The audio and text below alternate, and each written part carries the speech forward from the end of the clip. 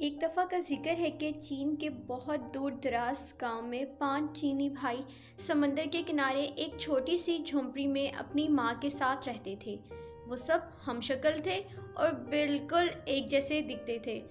इन सब चाइनीज़ भाइयों में कुछ ऐसी खुसूसियात थी और किसी में नहीं थी। पहला चीनी भाई पूरे समंदर को निगल सकता था और दूसरे चीनी भाई की गर्दन लोहे की थी। तीसरा चीनी भाई अपनी टांगें बहुत बहुत दूर तक फैला सकता था। चौथे चीनी भाई को आग नहीं जला सकती थी और पांचवें चीनी भाई अपना सांस बहुत देर तक रोक सकता था। हर सुबह पहला चीनी भाई समंदर पर मछलियां पकड़ने जाता था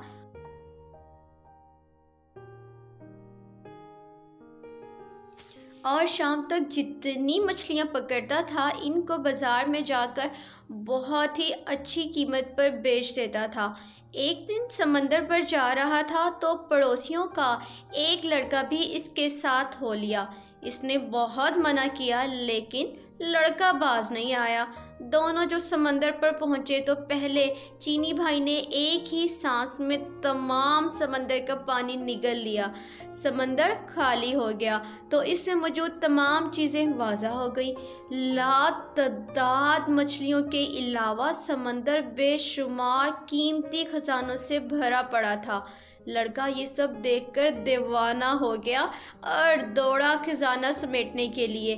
पहले चीनी भाई ने तो सिर्फ इतनी ही मछलियां पकड़ी जितना वो रोज़ पकड़ता था। इसके बाद वो चाहता था कि समंदर का पानी वापस समंदर में डाल दे। इसने लड़के को आवाज़ दी लेकिन खैर लड़का कभी एक चीज़ उठाता कभी दूसरे की जानिब लपकता, जैसे कि वो सारा समंदर अपने साथ ले जाना चाहता हो। वो लालच में बिल्कुल अंधा हो गया था और इसे कुछ सुनाई नहीं दे रहा था। इधर पहला चीनी भाई अपने मुंह में इतना ज़्यादा पानी उठाए उठाए थक गया था कि बस बहुत हो गया लड़के, अब वापस आ जाओ। इसने फिर लड़के को आवाज़ दी लेकिन इसने नहीं सुना। इंतज़ार कर कर के पहले चीनी भाई का जब बहुत बुरा हाल हो गया, इसने बर्दाश्त से बाहर हो गया तो इसने वो समंदर का पानी उगल दिया। इसके साथ वो लड़का भी पानी में गर्क हो गया।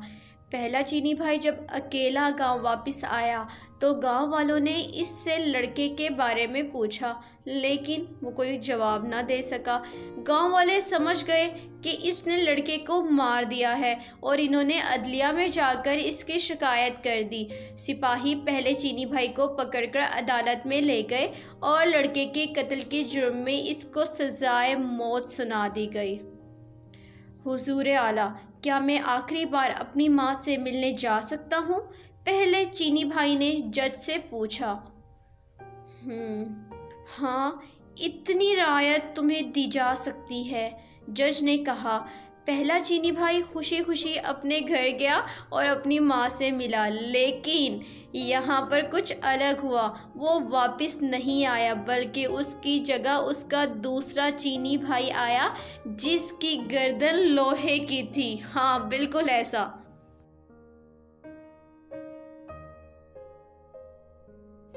चौक पर तमाम गांव के लोग इकट्ठे हो चुके थे। जल्लाद हाथ में तलवार लिए मुजरिम की गर्दन उड़ा देने के लिए तैयार खड़ा था। सिपाही मुजरिम को पकड़कर लाए, इसकी गर्दन शिकंजे में रख दी। जल्लाद आगे बढ़ा और पूरी कुव्वत से तलवार मुजरिम की गर्दन पर मारी लेकिन दूसरा चीनी भाई मुस्कुराता हुआ उठ खड़ा हुआ। चूंकि इसकी गर्दन लोहे की थी इसलिए तलवार ने इस पर कुछ असर ही नहीं किया। ये गांव देखकर हर शख्स बहुत सख्त बरहम हुआ। इसको मारने के लिए कुछ और तरीका सोचा जाने लगा।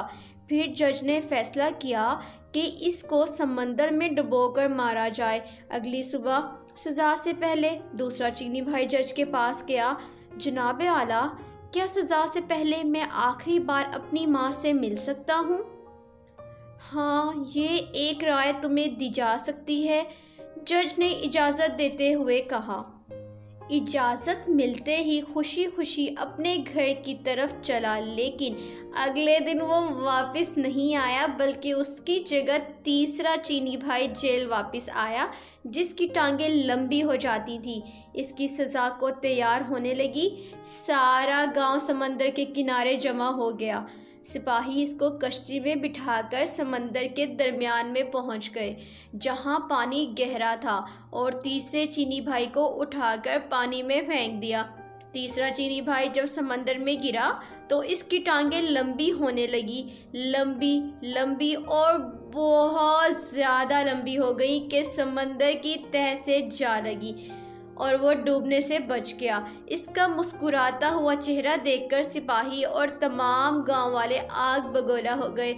इस बार इन्होंने फैसला किया कि मुजरिम को आग से जलाया जाए। अगली सुबह वो जज के पास गया। हुजूर आला, क्या मैं आखिरी बार अपनी माँ से जाकर मिल सकता हूँ? हाँ, तुम्हें इतनी रायत दी जा सकती है। जज ने ना चाहते हुए भी इसको इजाज़त दे दी। वो खुशी खुशी अपने घर की तरफ दौड़ा, लेकिन माँ से मिलकर वो वापस नहीं आया, बल्कि इसकी जगह चौथा चीनी भाई वापस आया। गांव वाले चौक पर जमा हो गए और सिपाही ने आग का एक बहुत बड़ा अलाव दिखाया, जिसकी शोले आसमान को छू रहे थे। फिर चौथे चीनी भाई को इस आग में धकेल दिया गया। आह, कितना सुकून मिल रहा है, चौथा चीनी भाई मुस्कुराते हुए बोला, क्योंकि इसकी आग जला ना सकती थी। आग और तेज कर दो, लोगों ने चिल्ला चिल्लाकर सिपाहियों को कहा, और इन्होंने आग और तेज कर दी। यार, बहुत मज़ा आ रहा है, चौथा चीनी भाई खुशी से बोला। गांव के लोग ये देखकर सीख पा हो गए। फिर इन्होंने फैसला किया कि इसे बदबूदार जगह पर बंद कर दिया जाए, ताकि दम घुटने से मर जाए। अगली सुबह चौथा चीनी भाई जज के पास आया। हुजूर आला, क्या मैं आखिरी बार अपनी माँ से मिलने जा सकता हूँ? हाँ, इतनी रायत तुम्हें दी जा सकती है, जज ने इस बार गुस्से से बोला। इजाज़त मिलते ही चीनी भाई दौड़ा और दौड़ा दौड़ा अपने घर गया, लेकिन वो अपनी माँ से मिलकर वापस नहीं आया, बल्कि इसकी जगह इसका पांचवा चीनी भाई आया, और सारे गांव चौक पर खड़ा इकट्ठा हो चुका था। एक बंद कोठरी में बेशुमार बदबूदार और जहरीली जड़ी बूटियाँ इकट्ठी करके जलाई गई। पांचवा चीनी भाई को इसकी कोठरी में फेंक कर ताला लगा दिया गया। सारी रात तजस्सुस में गांव वाले कोठरी के बाहर बैठे रहे। सुबह को जब सिपाहियों ने इसकी लाश निकालने के लिए दरवाज़ा खोला तो क्या देखा कि पांचवा चीनी भाई मुस्कुराता हुआ बाहर निकला, क्योंकि वो बहुत देर तक अपनी सांस रोक सकता था, इसलिए बदबू से नहीं मरा। लोग देखकर हक्का बक्का रह गए। जज आगे बढ़ा और बोला, हम तुम्हें हर मुमकिन तरीके से मारने की कोशिश की, लेकिन तुम हर बार बच गए।